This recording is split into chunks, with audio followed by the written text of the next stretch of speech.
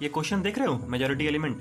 सुनने में तो आसान लग रहा होगा मेजॉरिटी एलिमेंट निकालना, लेकिन इन सारे कंपनियों में पूछा जा चुका है। वो फ्लिपकार्ट, अमेजोन जैसे बड़ी बड़ी कंपनियां, माइक्रोसॉफ्ट ने भी नहीं छोड़ा, गूगल तक में पूछा जा चुका है। तो चलो इसका सॉल्यूशन बताता हूँ तुम लोगों को। तो मेजॉरिटी एलिमेंट क्या कहता है कि तुम्हारे पास एक एरे गिवन है, उस एरे में कोई एक ऐसा नंबर होगा जो कि ग्रेटर देन n/2 होगा इन टर्म्स ऑफ क्वांटिटी। पहला जो अप्रोच होगा ब्रूट फोर्स अप्रोच, इससे स्टार्टिंग करना है तुमको।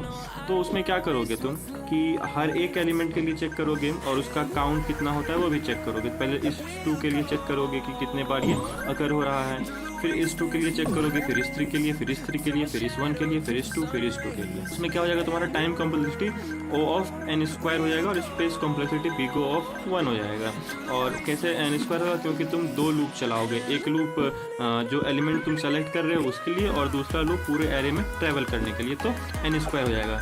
दूसरा अप्रोच, अगर तुम लोग मेरा वीडियो अभी तक देख रहे हो अच्छे से, तो तुमको पता होगा जो हमारा बेटर अप्रोच होगा उसमें हम लोग क्या यूज़ करेंगे, हैशिंग यूज़ करेंगे।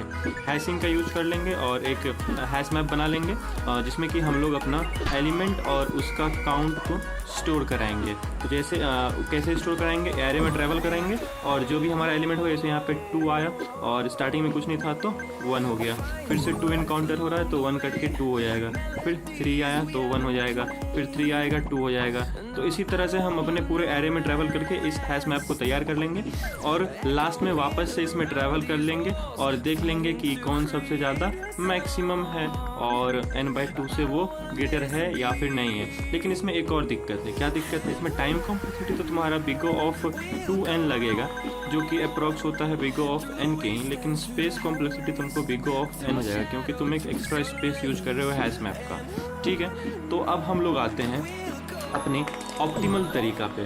ऑप्टिमल तरीका में आज हम लोग एक एल्गोरिदम सीखेंगे जिसको बोलते हैं मूरेज वोटिंग एल्गोरिदम। मैं तुम्हें ये कैसे बतलाऊंगा कि मैं इसका ड्राई रन करूंगा और ड्राई रन करते करते तुम लोगों को समझा दूंगा एल्गोरिदम कि इसका इंट्यूशन क्या है, एल्गोरिदम कहना क्या चाहता है। तो चलो करते हैं इसका ड्राई रन। तो इस एल्गोरिदम के लिए हमको 2 चीज़ का ज़रूरत पड़ेगा, एक तो एलिमेंट का और एक काउंट का। और स्टार्टिंग में हम लोग काउंट को 0 से इनिशियलाइज कर देंगे और एलिमेंट को कुछ नहीं करना है, बस इनिशियलाइज कर देना है। अभी देखो, अभी हमारा काउंट 0 है, हम एरे में ट्रैवलिंग स्टार्ट कर दिए। पहला एलिमेंट हमें मिला 7, तो काउंट 0 है तो काउंट को 1 से बढ़ा देंगे और जो हमारा एलिमेंट आया उसको हम अपने एलिमेंट में डाल दिए। अब देखो अब क्या होगा, अब एरे यहाँ से उठ करके यहाँ पे आ गया, उसको मिला 7। अगर सेम एलिमेंट मिलता है तो हमको काउंट को 1 बढ़ा देना है। ठीक है, बढ़ा दिए, चलो, और एलिमेंट तो वही रह जाएगा। अब हमको मिला 5। अब देखो